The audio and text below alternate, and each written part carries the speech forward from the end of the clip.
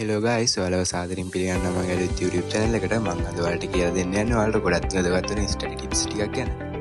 මම හිතනවා මේ වීඩියෝ එක ඔයාලට ගොඩක් වැදගත් වෙයි කියලා. දවසට තියෙන වැඩවල plan එකක් නැත්නම් වැඩේ අමාරුයි. ඒක නිසා ඔයා පළමුවෙන්ම ඔයාට අද කරන්න තියෙන දේවල් ලයිස්තුවක් හදන්න. ඒ ලයිස්තුව හොඳට arrange කරලා ඔයාගේ වැදගත් වැඩ ටික මුලට දාගන්න. ඒ වගේම ඔයා අමතක කරන්න එපා ඔයාගේ study time එක fix කරගන්න එක. ඔයා උදේ 8:10 අතර කාලෙදී ඔයාට ලේසි සබ්ජෙක්ට් එකක් තෝරගන්න. ඒ වගේම ඔයා හවස 2:00 අතර කාලයේදී ඔයාට අමාරු සබ්ජෙක්ට් එකක් තෝරගන්න වැඩ කරන්න. ඒ වගේම ඔයා රාත්‍රී කාලයේදී ඔයාට නිදිමත නැති කරගන්න ඔයා මැක්ස් වගේ සබ්ජෙක්ට් එකක් තෝරගන්න ඕන මම හොඳයි කියලා හිතනවා. මං හිතනවා මේක ඔයාලට ගොඩක් වැදගත් වෙයි. ආයෙ ඔයාලා බ්‍රේක්ස් ගන්න එක නම් අමතක කරන්න මේපා. ඒ කියන්නේ ඔයා පැයකට ආසන්න කාලයක් වැඩ කරොත් ඔයා විනාඩි 10ක් හෝ 5ක බ්‍රේක් එකක් ලබා ගන්න එක අමතක කරන්න එපා. ඔයා දවස් අවසානයේදී ඔයා කොච්චර වැඩක් කම්ප්ලීට් කළාද කියලා බලන එක නම් අමතක කරන්න එපා. මම ඊළඟට කතා කරන්න යන්නේ ඔයාලට තවත් වැදගත් වෙන කරුණක් ගැන. ඒක තමයි ඔයගොල්ලෝ ස්ටඩීස් කරන්න තෝරගන්න ප්ලේස් එක පිළිබඳව. ඔයාලා ස්ටඩීස් කරන තැනක් තෝරගන්නකොට ඔයාලා වටපිටාවේ ශබ්ද අඩු තැනක් තෝරගන්න.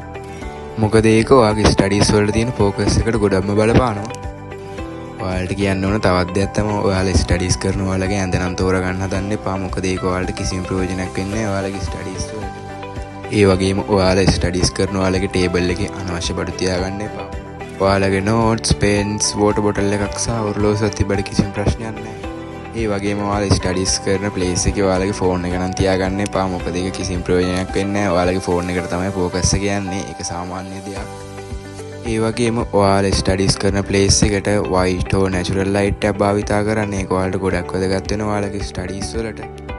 ඒ වගේම ඔයා ස්ටඩීස් කරන ප්ලේස් එක අනිවාර්යෙන් ක්ලීන්ව තබා ගන්න මතක තියාගන්න. මොකද ඒක ඔයාගේ මොටිවේෂන් එකත් වැඩි කරනවා. ඒ වගේම මම ඊළඟට කතා කරන්න යන්නේ ඔයාලට ලොකු ප්‍රශ්නයක් වෙලා තියෙන ඔයාලා ස්ටඩීස් වැඩ කරනකොට රැට නිදිමත එන එක ගැන.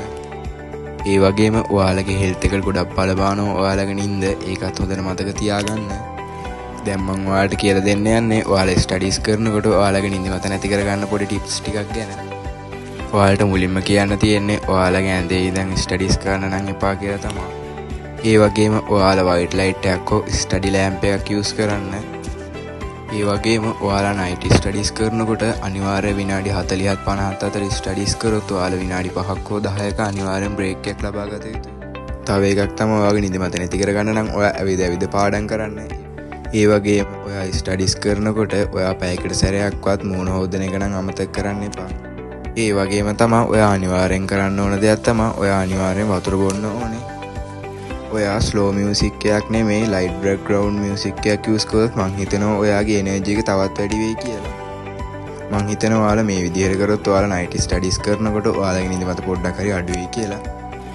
ඒ වගේම මේක අමතක නොවී ඉගෙන ගන්න ඔයාලට පොඩි සීක්‍රට් එකක්. ඔයා මොකක් හරි ලෙසන්ස් එකක් පාඩම් කරලා ඉවර වෙලා ඔයාට පුළුවන්ද කියලා බලන්න ඔයාටම එක්ස්ප්ලেইন කරගන්න. ඒක ගොඩක් වටිනවා.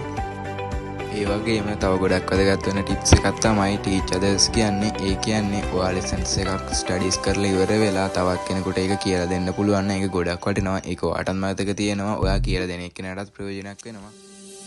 මං හිතනවා ඔයාලට මේ වීඩියෝ ගොඩක් වැදගත් වෙන්න ඇති කියලා. ඔයාලට තවත් මේ වගේ වීඩියෝ බලන්න ඕන නම් subscribe කරලා bell icon එක click කරලා තියාගන්න. ඒ වගේම මගේ channel එකේ description එකේ තියෙන අනිත් channel වලට join වෙන්නත් අමතක කරන්න එපා. ඒ වගේම මගේ වීඩියෝ එක ගැන comment එකක් දාගෙන යන්නත් අමතක කරන්න එපා.